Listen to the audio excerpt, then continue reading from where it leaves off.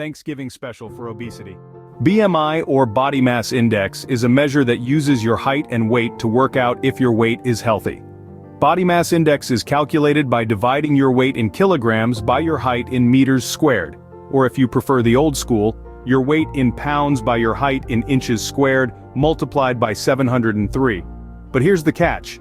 BMI is not a perfect measure.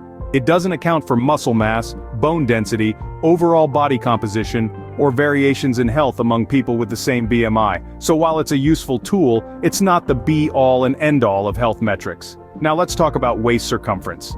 This is another crucial indicator of health risk related to obesity. It's a simple measurement taken around your abdomen at the level of your belly button. It's important to measure waist circumference in all adults to assess obesity-related health risks. But remember, this measure isn't one size fits all. Specific cutoff points exist for different ethnic backgrounds according to well-recognized health guidelines. You might be wondering the waist-hip ratio, another measure often mentioned. Interestingly, it has no advantage over waist circumference alone. So, you can stick with the simpler measure and still get a pretty good idea of your health risks.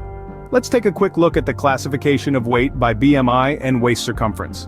For men, a waist circumference of 40 inches or less is ideal, while for women, it's 35 inches or less. As these numbers increase, so does the risk of health complications. These measures, while not perfect, provide a useful starting point to assess if a person's weight might pose health risks. It's important to remember that everyone's body is different. What might be a healthy weight for one person could pose health risks for another, so it's always best to consult with a healthcare professional for personalized advice. And we have it. A quick overview of BMI, waist circumference, and obesity. Now let's move on to discuss the implications of obesity and how it affects our health. It's not just about numbers. Obesity brings with it a host of potential health complications. The adverse medical consequences are numerous and severe. They range from type 2 diabetes, a condition that affects your body's ability to control blood sugar, to stroke, a sudden interruption in the blood supply to your brain. Certain cancers are also more common in individuals battling obesity. The prevalence of obesity is staggering. About 16% of adults are obese, and a worrisome 32% are overweight.